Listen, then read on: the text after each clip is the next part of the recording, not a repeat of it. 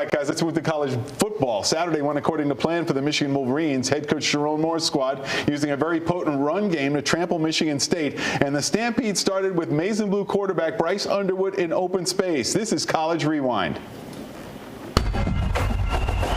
of them include the fullbacks. Underwood keeps, shimmy, shake. Bryce Underwood has speed, and he's got the touchdown. Will third time be the charm?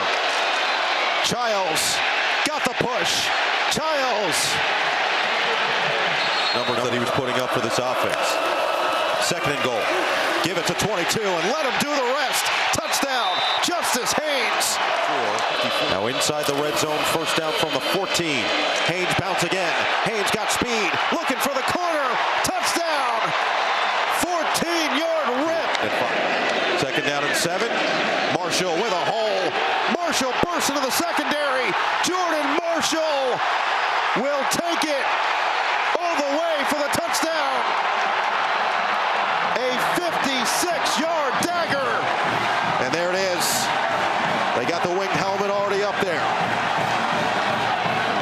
You know, we talked ad nauseum about how important this game was throughout the week. You know, when we talked about after the game against Washington, and then on Tuesday we talked about the history of the rivalry, what it means to win this game for the state, for the city, you know, the records. So it means everything for us to have won this game and you know, have Paul back at home again. Well, I think all of this rests with their head coach at the top in regards to everything that takes place in the program. We didn't want the extra penalties past the whistle, but didn't obviously execute well within the whistles on the penalty end. You know, if I felt like there was a lack of effort going on, yeah, I'd be pretty pissed off at that. But I don't feel that in any way in our guys. There was obviously a lack of discipline there for a while. That brings us back to the roundtable. Michigan, an 11-point win over MSU. All right, guys, let's talk about this. I mean, looking at some of those highlights, Pat, I know I'm seeing arm tackles and almost reminded me of you back in high school with arm tackling and guys running right by you. I don't know, Woody. I've seen the film of him. He could tackle, man. Yeah. I know. They got some film. It's kind of grainy and black and white from way up.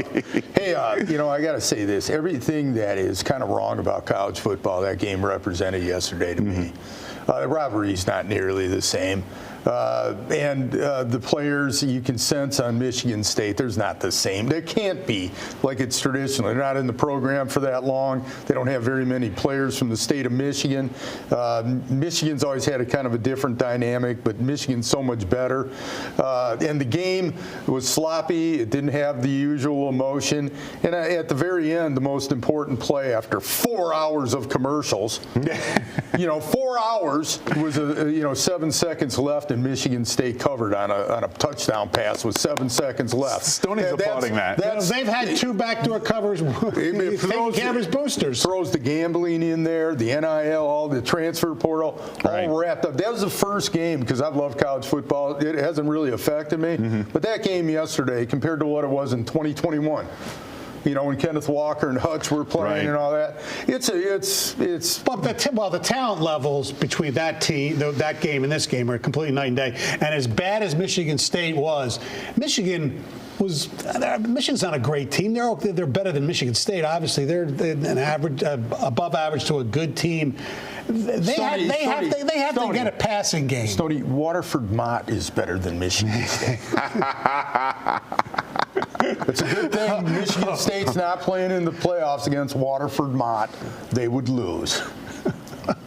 Waterford Mott, my goodness, my goodness. And I know Harper Woods a double-digit them. and I know Michigan State fans are talking about the offside penalty. It changed the game. Yeah, you know what? It was so close. The flag went up right away. You could call it either way. It was a momentum killer for them, but still, they only made maybe 2 plays on offense. You know, the Frazier runs. And here's the other thing, Pat. That team, I always thought Aiden Childs was pretty good.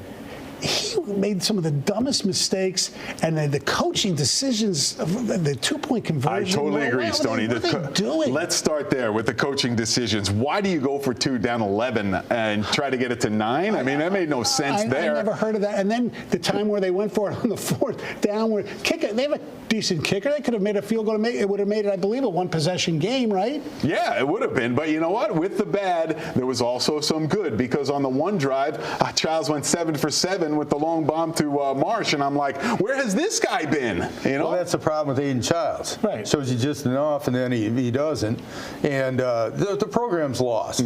Okay, Michigan State is actually, you can make an argument, they're the worst program in the Big Ten. It's them or Purdue. Northwestern's better. UCLA, they fired their coach. They're better. They came in and crushed them.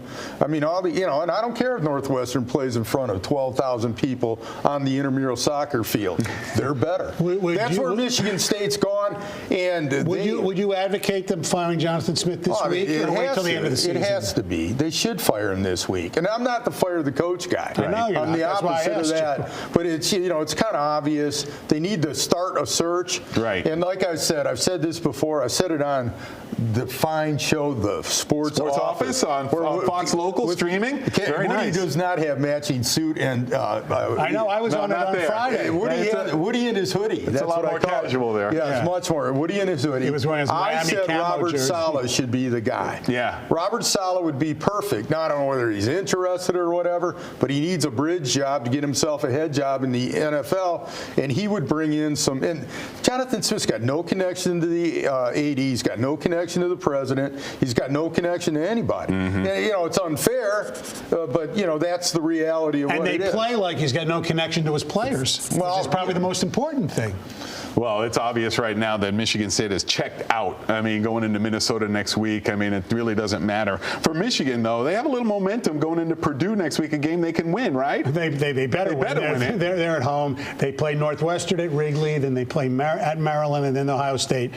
If they can win those 3 games, which they'll be favored to do so, who knows what happens against Ohio State. Personally, I think Ohio State's going to beat them badly, but I thought that last year, so who the hell knows? Underwood, everybody, he's gotten better, but that passing game is so rudimentary. He needs more development. It's so rudimentary. It's not just him. Their wide receivers are terrible. That is true, but too. You know what? Justin Haynes is a man. Yes, he is. Yes, he is. And you know what? Jordan Marshall wasn't bad either. Look, I got to squeeze in a break right here. Got to pause right now. We'll talk hockey on the other side of this break.